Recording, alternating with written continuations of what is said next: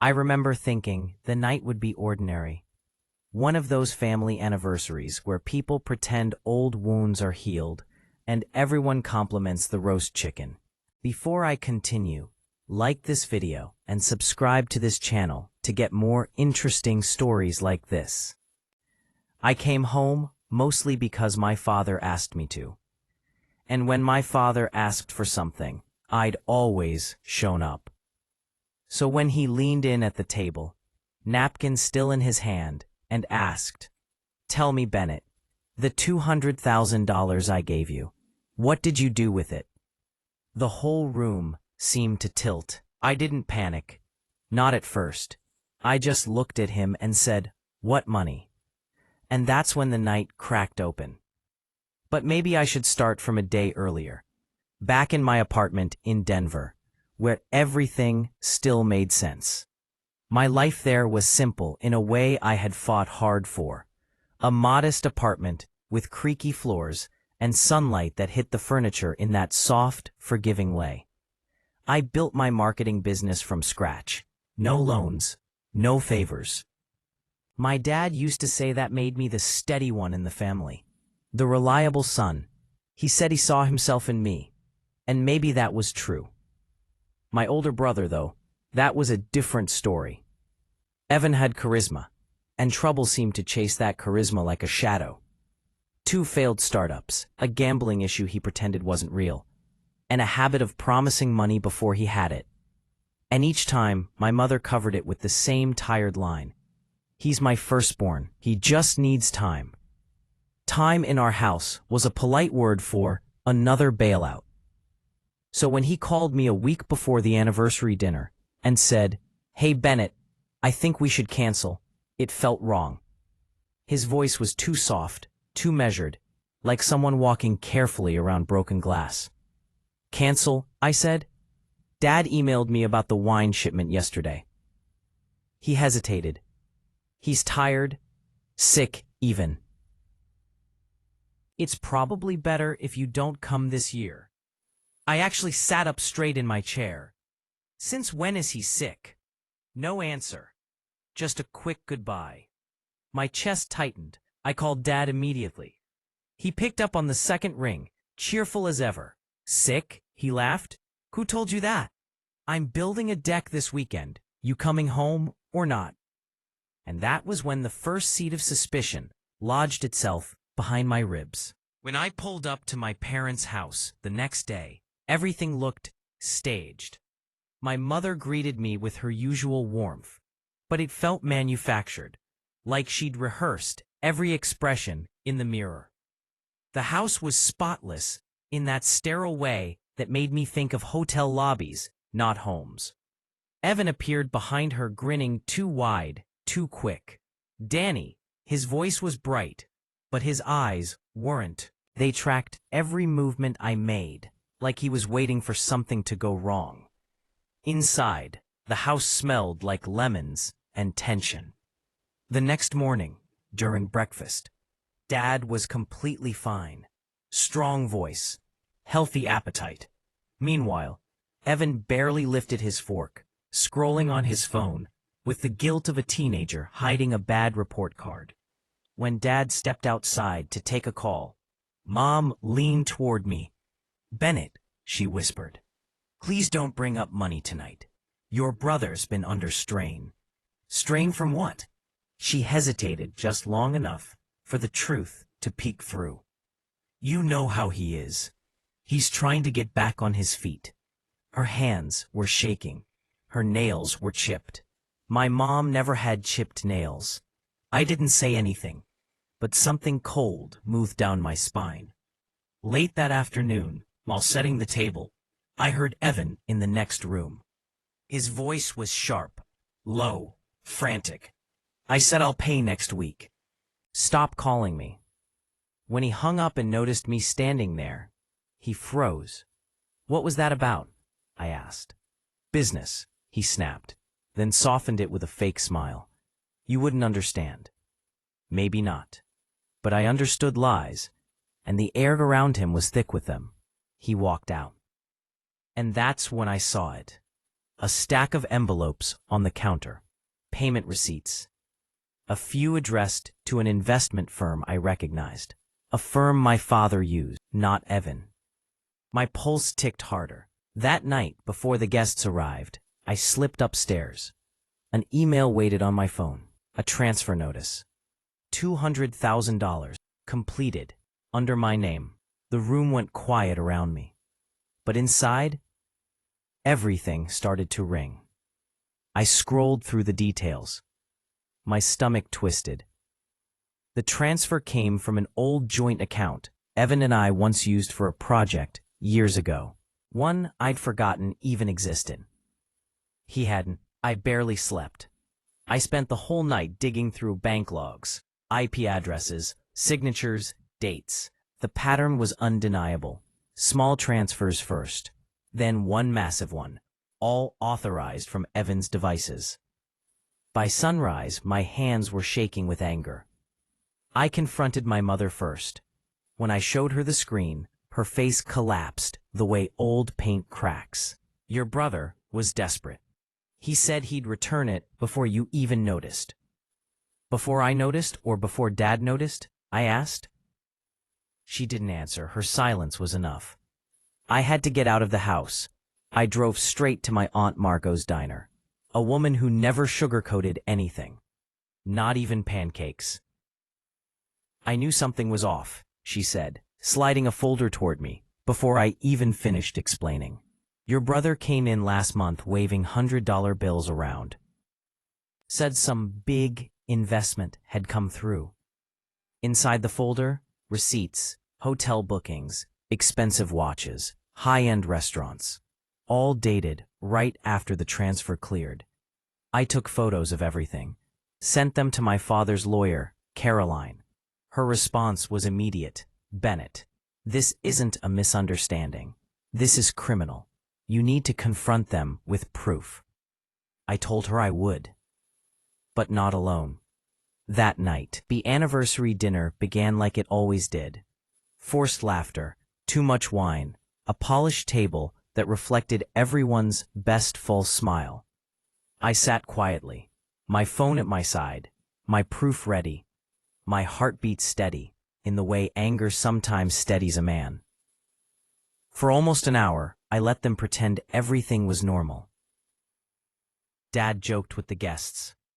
Mom poured wine, like nothing was cracking beneath her feet. Evan kept glancing at me, his fingers tapping some nervous rhythm. Then Dad leaned in, his napkin in his hand, his voice calm enough to make my chest feel tight.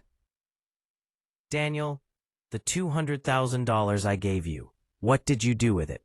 The room froze. Forks hovered. I felt the heat climb up my neck, but I kept my face still. What money? I asked. Mom looked like she might faint. Evan swallowed hard. Dad frowned. I transferred it months ago. Your brother said you needed it for something private. But now I'd like to hear it from you. I let the silence stretch. Let the fear settle into the faces that deserved it. Then I said, Dad, you sent nothing to me. His eyebrows pulled together. Look closer, I added. At who else had access to that account? Mom whispered, Robert, not here. But Dad was already watching Evan. Really watching him. That was my moment. I unlocked my phone and slid it across the table. Here, I said quietly. Every transaction, all of them from Evan's devices, and every receipt from the days after. Dad's face drained. Evan's breath hitched. I watched them all fall apart, one expression at a time. Shock, guilt, fear. Then Dad whispered, Evan, tell me this isn't true. My brother couldn't look at him. And in that slow, heavy silence, I felt something settle in me. Something sharp, something final. This wasn't just betrayal. This was the beginning. And revenge. Real revenge. It doesn't shout. It waits. It plans. It moves quietly, until the whole room is staring at the truth they tried to bury. I think the strangest thing about that moment at the dinner table was how quiet it got. You always imagine confrontations like this happening with shouting, maybe a slammed fist or two. But this one, everyone just sank into silence, a thick, choking kind. I remember thinking the air felt heavier, like it was considering leaving the room altogether. Evan still wouldn't look at Dad, and Dad, with his fingers resting stiffly on the edge of the table, kept staring at him like he wanted to wake up from a dream he'd accidentally walked into. My mother was the first to speak. Her voice trembled so hard it almost came out as a whisper. "Daniel, maybe we should handle this privately." I think that was the moment something in me finally snapped. Not loudly, just a quiet, internal click, the kind that changes a man longer than any violent outburst ever could. "Privately," I said. "It's been private for months. He stole from Dad, from me, and the two of you helped hide it." She winced. Dad closed his eyes for a moment, almost like the words were physical blows, and Evan finally broke. "I wasn't hiding anything. I was going to pay it back. It was temporary." He pushed his chair back in frustration. "You don't understand. You've always had things easy. You had Dad's approval, his praise.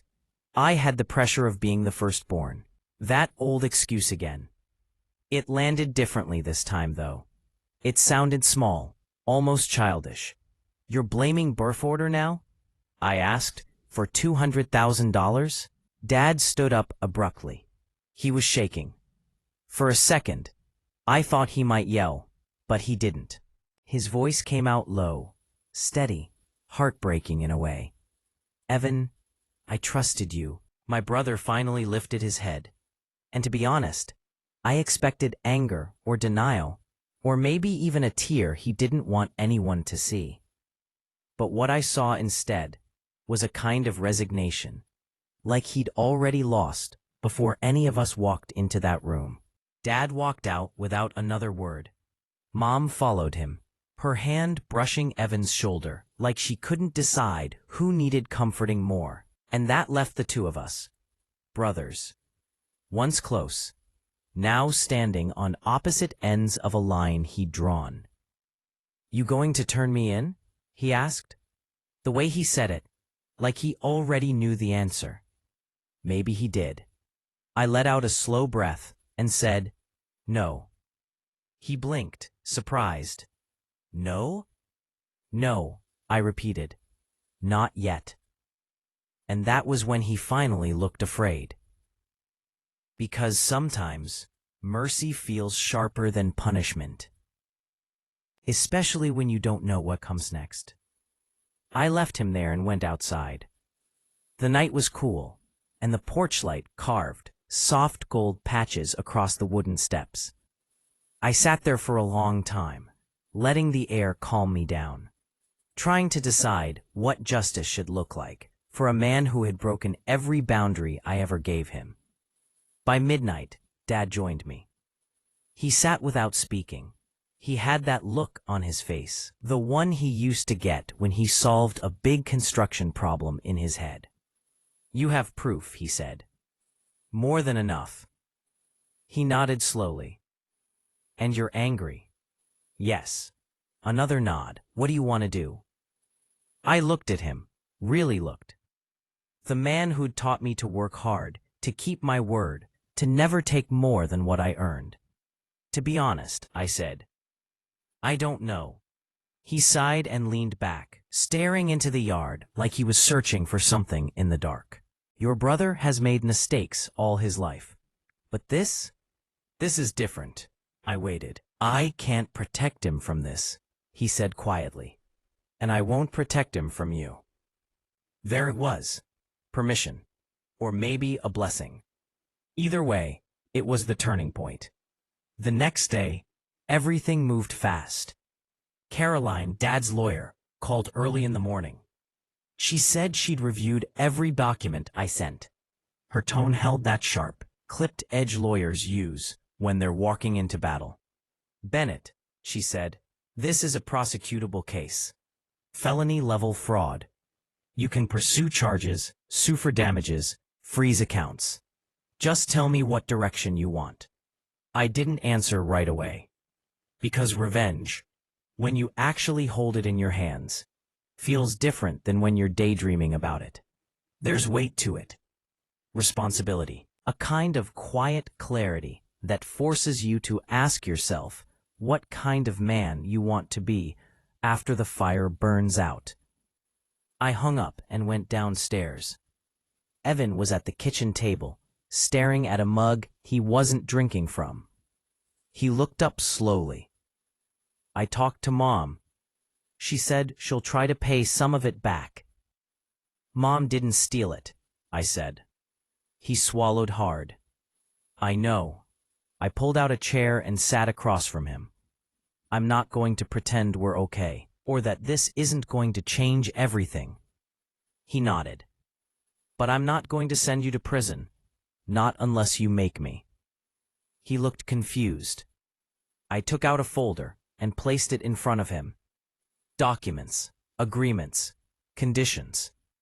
You're going to sign over your share of the land in Fort Collins, the cabin, the patents from your old business, even if they're worthless. And you'll enter a repayment contract with Dad. Strict, monitored, legal. If you default once, just once, I hand everything to Caroline. He stared at the folder like it was a loaded weapon. You planned this, he whispered. I prepared, I said. There's a difference. His jaw clenched. You're stripping me of everything. You already stole everything that mattered, I said. This is just balancing the scales. He closed his eyes for a long moment. When he opened them, there was no fight left. Just exhaustion. And maybe relief. Because sometimes people like Evan want someone else to force them into responsibility. He signed, and I walked out before the ink was dry. I think the strangest thing was how quiet the house felt afterward. Like the walls themselves were relieved someone had finally said the truth out loud. Dad caught me as I reached the door. You're leaving already. I think it's better this way. He nodded. I'm proud of you. Maybe not for the reason you think, but for staying steady. I didn't trust myself to speak, so I just hugged him and walked away. Back in Denver, life moved on. My business grew. Clients trusted me more because I carried myself differently, clearer, firmer. Evan kept his agreement. Mostly, I think because he knew I meant what I said. And me? Some nights, when the city is quiet and the apartment lights soften the room, I think about that dinner table. The moment everything split. A moment I realized revenge doesn't always look like fire or violence. Sometimes it looks like truth. Sometimes it looks like accountability. And sometimes it looks like choosing to let someone drown in the consequences they created with their own hands. I didn't destroy Evan. I just stopped saving him. And maybe that was the deepest cut of all. All right, let me ease back into that closing mood and stretch it out a bit, almost like Daniel thinking out loud long after the dust has settled. Here's an extended ending, about 200 more words. Sometimes I catch myself wondering if things could have gone differently. Maybe in some alternate version of our family, where honesty wasn't something people avoided until it exploded. I think about the kid Evan used to be, the one who let me ride on his shoulders and taught me how to throw a baseball. Then I think about the man he became, and I feel this strange mix of sadness and clarity. You can love someone and still know they're dangerous to everything you've built. Life didn't magically get brighter after that. It just got quieter in a way that made room for better things. My father and I talk more now, though it's often about simple stuff like weather and work. Mom still tries to smooth the edges of what happened, but even she knows the old patterns can't come back. And Evan? Well, he stays in his lane these days, pays what he owes, checks in only when necessary. I guess that's its own kind of peace. Some evenings when I'm closing up my laptop or staring at the lights humming over the city, I think, maybe this was the only ending we were ever heading toward. Not dramatic, not cinematic, just honest. And to be honest, that's enough for me.